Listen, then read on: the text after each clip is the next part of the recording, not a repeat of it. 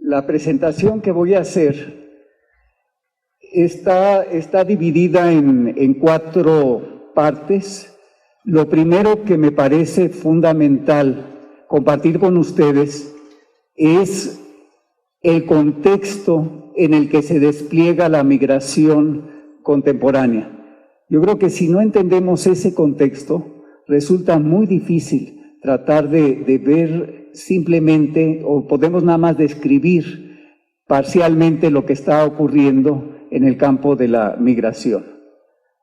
Enseguida voy a dar el tercer punto, que es nuestra mirada, o sea, cuál es la mirada desde la que hemos venido estudiando la migración internacional, que le llamamos nosotros la perspectiva del sur. Voy a explicar por qué.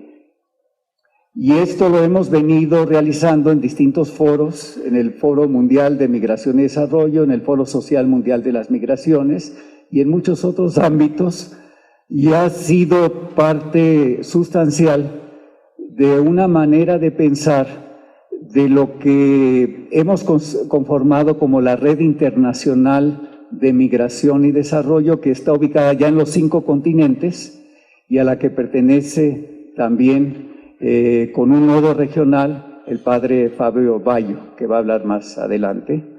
Entonces vamos a hablar de esta visión un poco. Después me voy a referir a algunos indicadores estratégicos que tienen por objetivo desmitificar mucho de lo que se cree acerca pero que es falso, por supuesto, y que distorsiona lo que es la migración hoy en día. Y voy a tomar algunos elementos, algunos ejemplos, algunas evidencias del corredor migratorio México-Estados Unidos. Entonces, hablé ya con Rodolfo García Zamora, que es el que va a seguir en la presentación. Entonces, yo voy a tocar algunos elementos de la migración mexicana a Estados Unidos y voy a dejar de lado algunos otros temas que él va a abordar. O sea, no voy a cubrir toda su conferencia, simplemente una parte.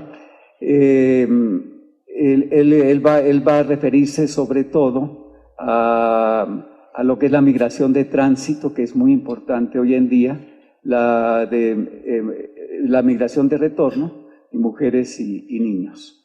Y voy a terminar con algunas conclusiones generales que tienen que ver con ese título que le puse de la seguridad nacional a la seguridad humana.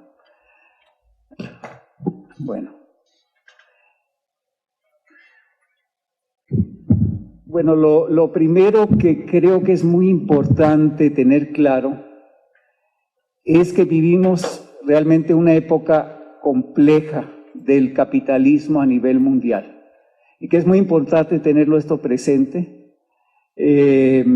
Quizás vivimos una de las etapas más duras, más complejas de la realidad capitalista, que ha creado realmente una situación sumamente problemática para la mayoría de la población del planeta. Y voy aquí a subrayar 5 elementos que caracterizan al capitalismo hoy, a lo que muchos conocen como la globalización neoliberal.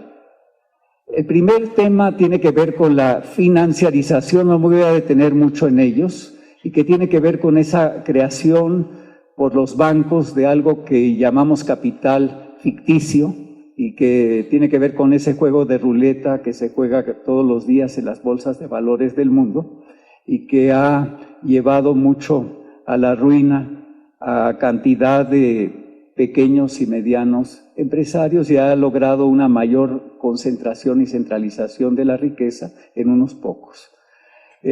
También tenemos el tema de la internacionalización del capital y cómo se han formado hoy en día redes globales de capital monopolista que tiene que ver con una concentración excesiva de las grandes corporaciones. Simplemente para darles un dato, las 500 corporaciones multinacionales mayores hoy en día obtienen una riqueza de alrededor de 50 millones de dólares.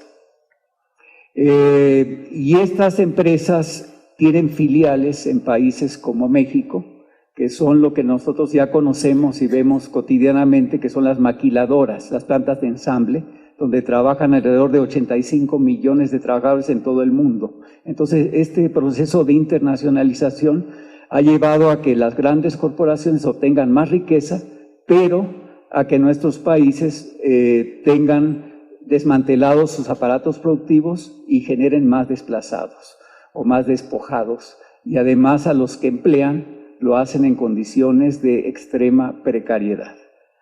Tenemos también una reestructuración de los sistemas de innovación y esto tiene que ver con cómo se ha venido desarrollando hoy en día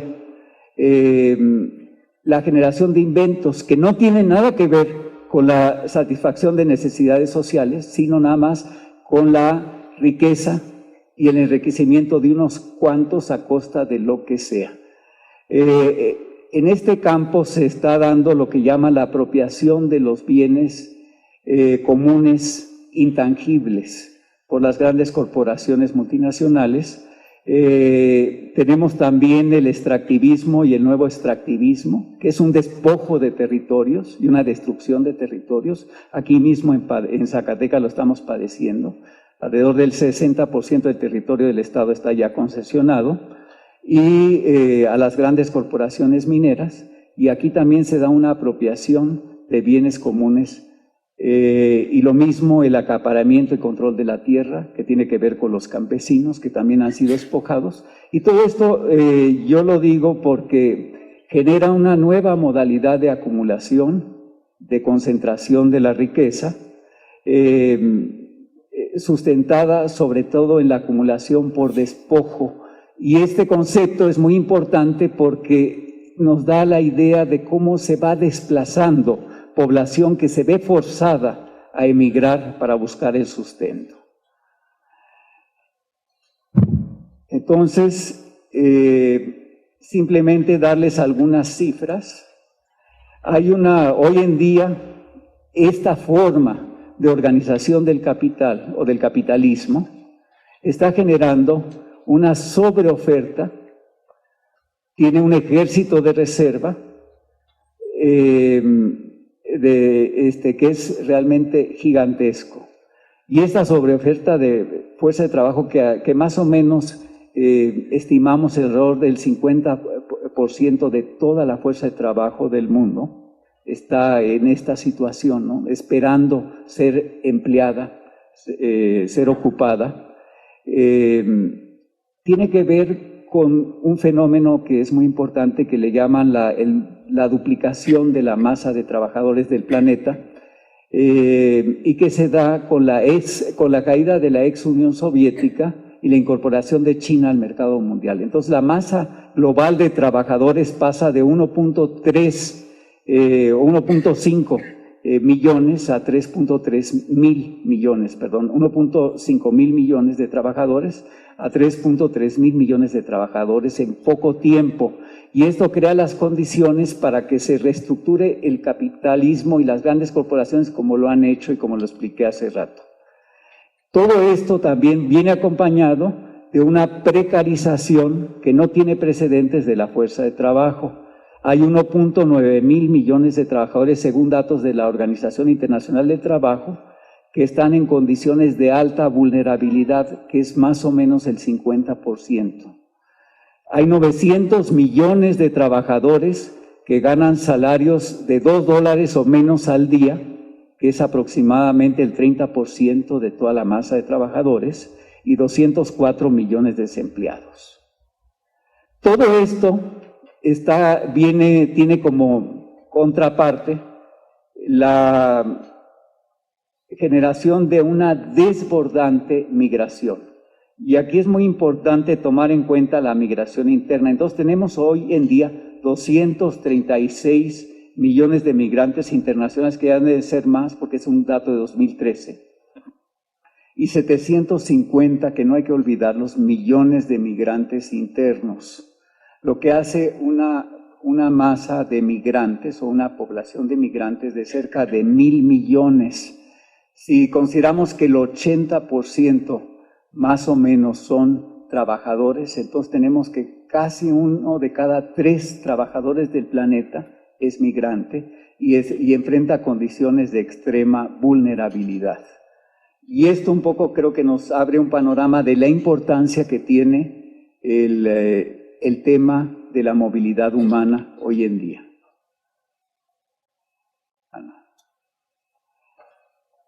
Aquí yo lo que quiero presentar de manera muy rápida es que este fenómeno, cuando estaba dando estas cifras, no quiere decir que se presentan de manera equilibrada en todos los países del mundo. No es lo mismo Estados Unidos que México o que Guatemala o que otras partes del mundo. Entonces, estos datos, esta concentración de la población que está en condiciones más adversas, se da en ciertos países y en otros se da también, pero de manera menos marcada, de manera menos fuerte. Entonces hay hoy en día una profundización de las asimetrías entre países, regiones y también a nivel intranacional, que no habíamos visto en toda la historia del capitalismo. Y también hay un incremento que no tiene paralelo de las desigualdades sociales. El hecho de que 1% de la población concentre el equivalente a la riqueza del resto del 99% de la población, ese es un dato creo que importante. Y todo esto tiene que ver con algo que se llama arbitraje laboral global, que tiene que ver con cómo las grandes corporaciones juegan con los diferenciales salariales. Y aquí hay simplemente, para que tengan un dato, cómo las plantas de ensamble que se establecen en otros países pueden tener unas ventajas extraordinarias al tener fuerza de trabajo o trabajadores que pueden, a los que les pueden pagar hasta 30, 40, 50, porque no aparece aquí China, que es más o menos el diferencial es uno de 50, con Noruega, por ejemplo, en este caso, ¿no? Entonces este jugar con las diferenciales salariales se ha convertido en parte de la estrategia de reestructuración de las grandes corporaciones multinacionales. Ahora, ya había dado el primer dato sobre la importancia del tema migratorio. Quisiera ahora dar algunos datos que nos ubican ya en México para, bueno, comenzar a darles una idea. México está en la disputa entre México e India, ¿no? ¿Quién es el primer país de emigrantes del mundo? Pero se turnan uno y otro y tenemos alrededor de 12.5 millones de migrantes hoy en día.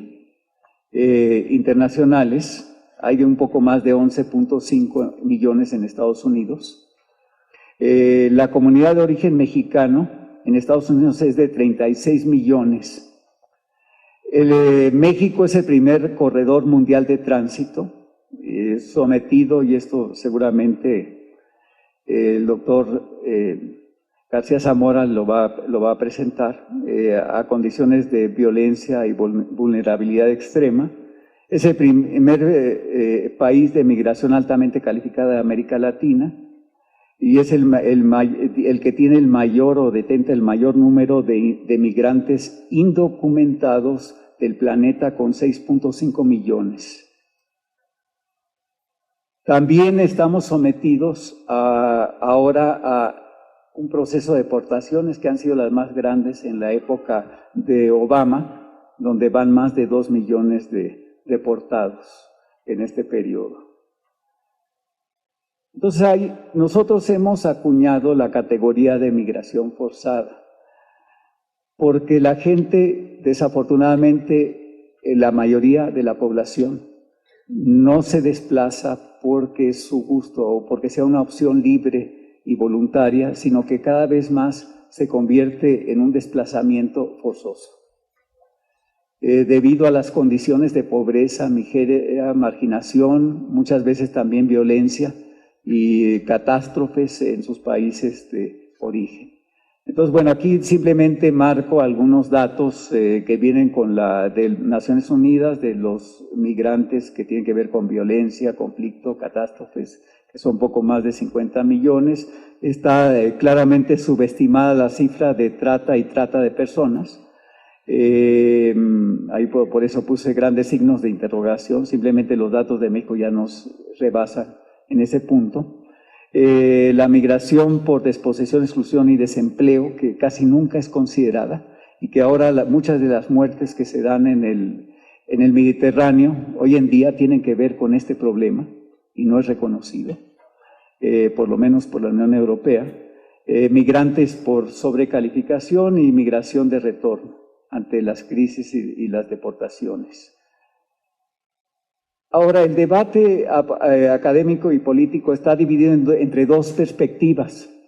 Una que es la perspectiva del norte, que es una visión parcial y unilateral, que está plagada de mitos, en donde se hace una apología de las remesas y se les considera como si fueran la salvación de los países pobres, sin tomar en cuenta que las remesas es una fracción o una parte de un salario precario que obtienen los migrantes en los países de destino y que con sacrificios mandan a sus familias en los lugares de origen.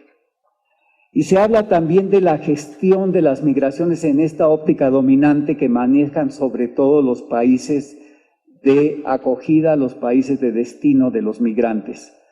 Y esta está moldeada por lo que es la política de seguridad nacional, que es lo que ponen por delante para justificar todas las medidas depresivas, poner muros y reprimir, incluso tratar como criminales a los migrantes que intentan buscar sobrevivir, incluso no nada más mejores condiciones de vida en los países de destino.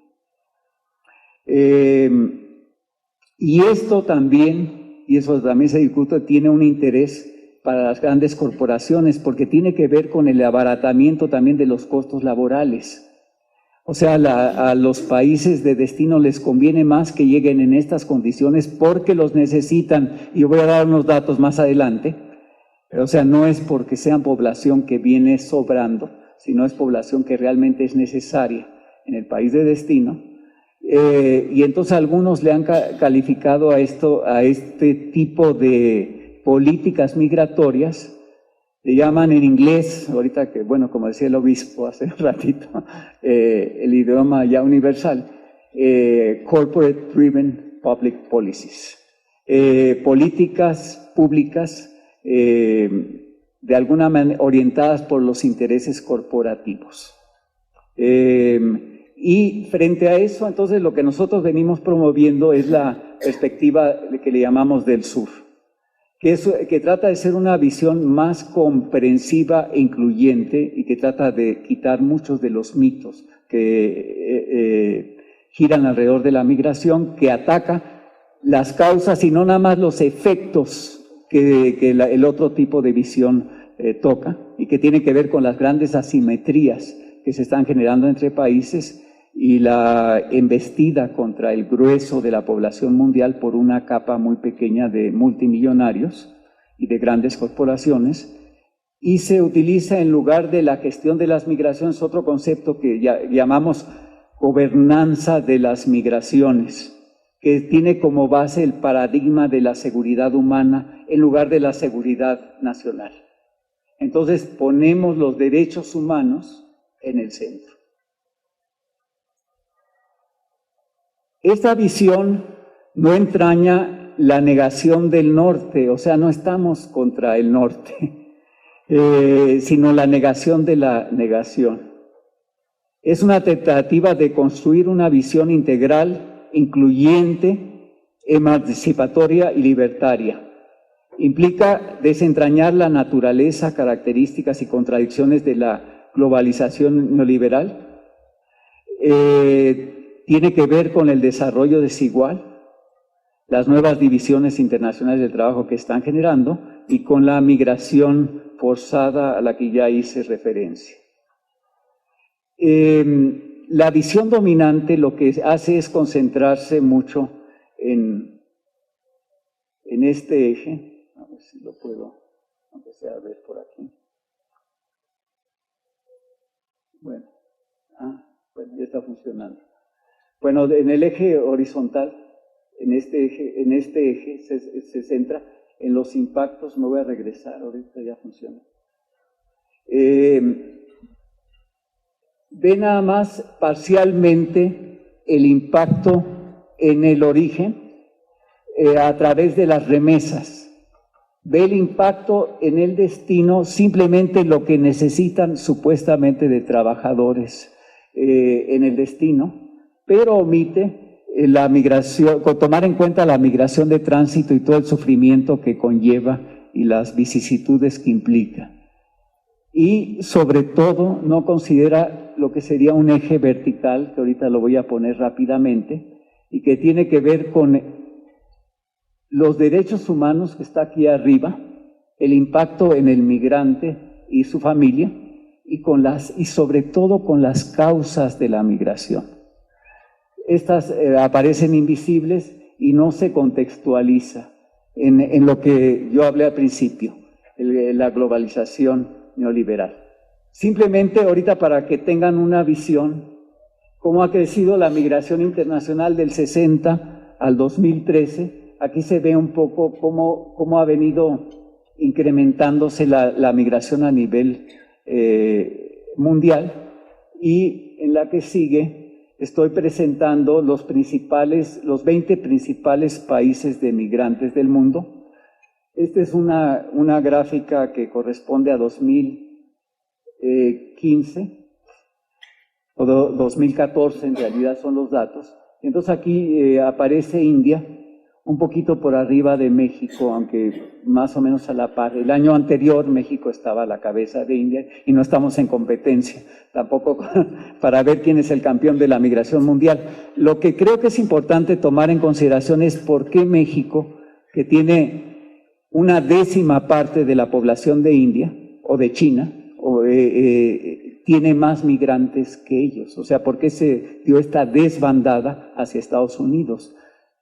¿Por qué? Pues yo creo que es bastante obvio. Aquí en México se han aplicado, como en ningún otro país, las políticas neoliberales y han sido impuestas por nuestro vecino del norte a rajatabla, y nosotros dócilmente las hemos aceptado.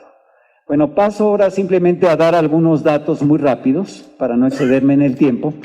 De México es el principal, y aquí pueden ver, corredor migratorio del mundo. Estos son datos del Banco Mundial. Y simplemente, bueno, aquí vemos a México, aquí vemos México comparado, la migración México comparada con el resto de los países de América Latina, del mundo, digo, en realidad. Aquí está también Filipinas, etcétera, ¿no? Sí,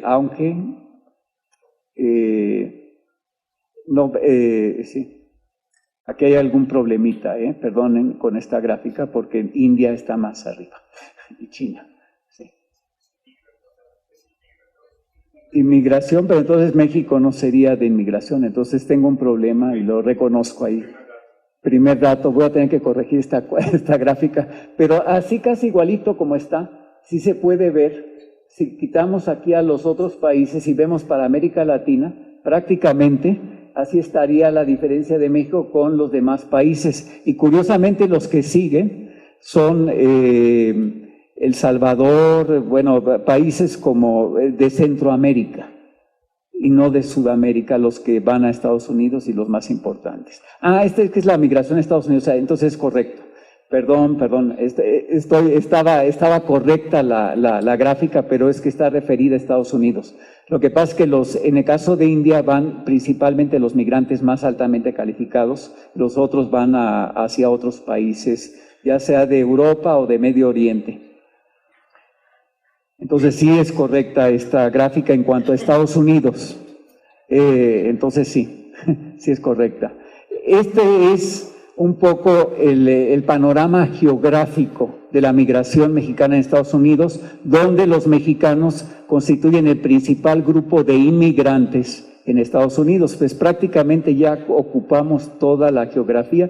Algunos dicen que estamos recuperando el territorio, pero pero la verdad es que ya nos pasamos, porque ya no estamos nada más en esta zona, que es la que perdimos, sino que ya estamos prácticamente en todos lados. Un amigo, Alejandro Portes, dice que los inmigrantes en Estados Unidos son los mexicanos y los demás. O sea, para hablar realmente de la importancia y la trascendencia, y ya el español, bueno, aquí también es otro dato importante, es el segundo idioma en Estados Unidos, entonces ya le estamos compitiendo con el inglés. Esta gráfica creo que es muy interesante porque nos habla históricamente de la migración México-Estados Unidos y comprueba un poco la hipótesis que yo quería plantear desde el principio.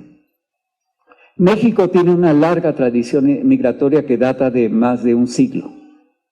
Sin embargo, y como pueden ver aquí ustedes de manera muy clara, la migración se dispara, aquí este punto y esta línea, lo que refleja es cuando empieza la política neoliberal a imponerse en México, y aquí viene el Tratado del 94, el Tratado de Libre Comercio de América del Norte, y cómo se dispara, ¿no?, la migración.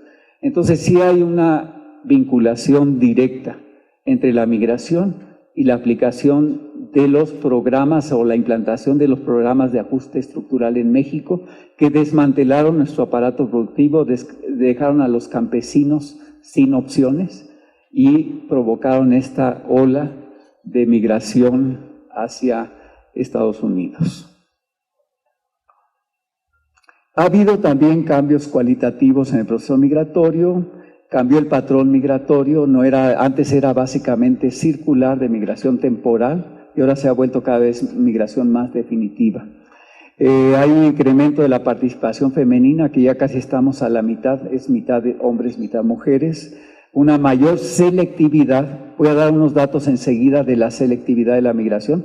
En general se va gente que tiene más nivel educativo que la que se queda en México, pero sobre todo los profesionistas, ahorita van a ver si van a tomar una sorpresa, es algo que estamos estudiando recientemente, ha crecido de manera impresionante. Hay una diversificación ocupacional, antes se dedicaban mucho más a la agricultura, ahora están sobre todo en la industria y los servicios. Y en la industria no nada más en la construcción, sino también en la manufactura en Estados Unidos. Hay una expansión también espacial, que esa ya la vimos, tanto en Estados Unidos, que están en todos lados, pero en México no hay un solo municipio de México que no tenga emigración a Estados Unidos. Antes era un fenómeno nada más de la zona centro-norte, centro-occidente más bien del país. Hay políticas cada vez más restrictivas, un crecimiento de la migración de tránsito, una injerencia del crimen organizado cada vez mayor en el fenómeno migratorio, una migración de retorno forzado y migración infantil y una nueva, también eso es importante, migración interna, ¿no?, que habría que tomar en cuenta. Aquí voy a darles rápidamente algunos datos que creo que son bastante reveladores. Lo que hemos tratado para desmitificar es hacernos preguntas que normalmente no se hacen en Estados Unidos. Yo he tenido la suerte y la oportunidad de presentar estos datos en Naciones Unidas, en Nueva York y también en Ginebra y en UNESCO. Y bueno, obviamente a los países del norte no les gusta lo que presentamos, pero y la mayoría afortunadamente somos países del sur o de la periferia y ellos les resultan muy, muy importantes. Entonces aquí lo que podemos ver es la necesidad que tiene Estados Unidos de fuerza de trabajo o de migrantes para cubrir sus necesidades de fuerza de trabajo. Entonces es un mito de que salgan sobrando. Y si pueden ver aquí en la gráfica, el 58% del crecimiento de la fuerza de trabajo necesaria en Estados Unidos se debe a los inmigrantes, de las cuales la mayoría son los inmigrantes mexicanos y los latinoamericanos. O sea, entre América Latina realmente está nutriendo a Estados Unidos de la fuerza de trabajo que necesita, a pesar de que le pone, y aquí estoy hablando de los centroamericanos, sobre todo aquí, que también les ponen mucho más trabas que a los mexicanos incluso para cruzar, porque tienen que transitar también por México. Pero también están los mexicoamericanos. Entonces, si tomamos en cuenta todo este espectro, casi estamos hablando de más del 75%, que es lo que ellos realmente necesitan de fuerza de trabajo inmigrante. Bueno, aquí tenemos otro dato que creo que es muy importante, lo que contribuyen al crecimiento de la economía más grande del mundo, los migrantes. Entonces, el crecimiento en la última década, de la participación de los migrantes al crecimiento de esta economía, equivale al 33% de todo este crecimiento, todos los inmigrantes. Y si consideramos a los nativos de origen mexicano también, entonces casi el 50% de la economía de Estados Unidos se debe a la contribución de los inmigrantes y los mexicoamericanos. Aquí es un ejercicio muy rápido, pero creo que es muy revelador. O sea, ¿qué pasó durante la crisis en Estados Unidos? Entonces, lo que tratamos de ver es, bueno, que durante la crisis que tuvieron que empezó en 2007, 2008, entonces tratamos de ver cómo se comportaron las poblaciones y cómo contribuyeron los distintos grupos de la población al crecimiento del Producto Interno Bruto de Estados Unidos, y lo que vemos aquí de manera muy evidente es que hubiera sido más grave la crisis de Estados Unidos si no hubiera sido por los migrantes mexicanos y los mexicoamericanos. Bueno, esto creo que es importante que se conozca y sobre todo que se pueda discutir allá, o por lo menos que podamos decirle algo a Donald Trump con todo su discurso anti-inmigrante y decirle, mira, yo creo que estás totalmente equivocado. Y estas además vienen de fuentes de allá, de Estados Unidos. Estamos hablando, aquí en todas estas gráficas estoy poniendo, son hechas por equipos realmente de especialistas en cuentas nacionales y demógrafos, con fuentes de Estados Unidos. Esta es la migración calificada, nada más darles una pequeña idea. Los migrantes que tienen al menos un grado de educación superior mexicanos ya son casi 2.2 millones. Los migrantes que tienen licenciatura completa y educación completa es 1.150.000, ¿no? 1.150.000. Y los que tienen posgrado también han venido creciendo a ser un poco más de 200.000. Es el grupo que está creciendo de manera más acelerada en los últimos años.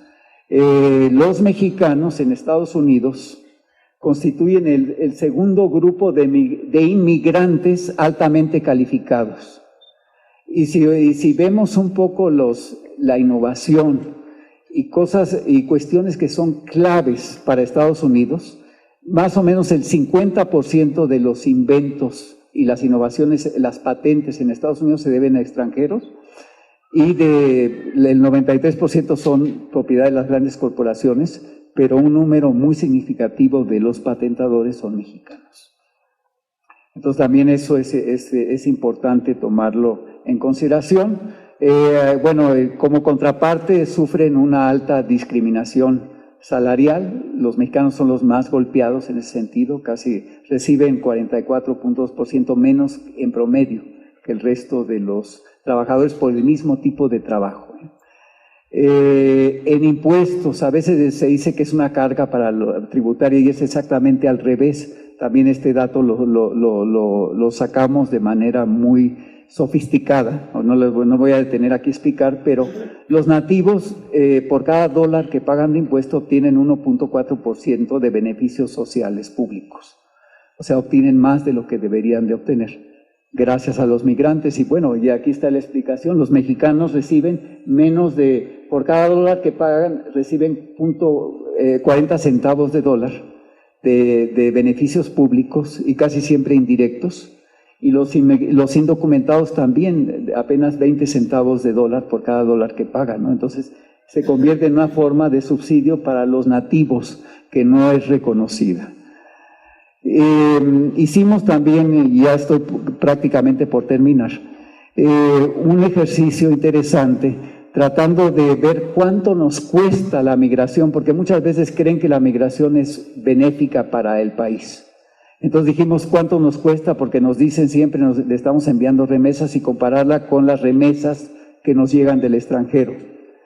Entonces, al hacer esta pregunta, lo que calculamos es el costo de las remesas del 94, de cuando empieza el Tratado de Libre Comercio de América del Norte, hasta 2008, que empieza la crisis, para no meter el efecto distorsionante de la crisis. Y lo que calculamos es simplemente con canasta básica y con educación básica, la edad que tenían y el nivel educativo que tenían cuando llegaron por primera vez a Estados Unidos, cuánto le costó a México, y es prácticamente el doble del acumulado de remesas. Entonces, la pregunta es, ¿quién subsidia a quién? Entonces, cuando nos están diciendo que Estados Unidos subsidia a México, pues es exactamente lo contrario, ¿no? Con la migración. Y bueno, y esto que nos había vendido el célebre presidente Carlos Salinas de Gortari, que tuvimos, de que con el Tratado de Libre Comercio de América del Norte, México y Estados Unidos se iban a equilibrar y la migración prácticamente iba a desaparecer, pues ha ocurrido de la migración ya no voy a hablar, pero de las asimetrías y que nos íbamos a equilibrar con Estados Unidos, pues cada vez estamos en una distancia mayor con Estados Unidos, y aquí se ve, puse aquí simplemente para subrayarlo el índice de desarrollo humano, mientras que Estados Unidos ha mejorado del 4º al 3er lugar en el índice de desarrollo humano. México ha perdido 10 posiciones a lo largo del Tratado de Libre Comercio de América del Norte. Entonces México, con el 60% de la población económicamente activa que está en la informalidad, con la violencia que estamos padeciendo, pues realmente en lugar de acercarse a Estados Unidos se está acercando a Guatemala. O sea, realmente empezamos no ocurrió lo que nos habían ofrecido, y termino un poco con 7 tesis que me parecen importantes, desmitificadoras, y una conclusión. La emigración bajo el neoliberalismo profundiza el desarrollo desigual e impulsa la migración forzada. Las contribuciones de los migrantes son vitales para el desarrollo del país de destino y representan una forma de intercambio desigual. Las remesas contribuyen al sostenimiento de la precaria estabilidad socioeconómica del país de origen y no son ni pueden ser concebidas como una palanca de desarrollo, como tratan de vendernos la idea. La migración forzada se inscribe en una estrategia de abaratamiento global de los costos laborales. La circulación de talentos no atiende al desarrollo de los países de origen.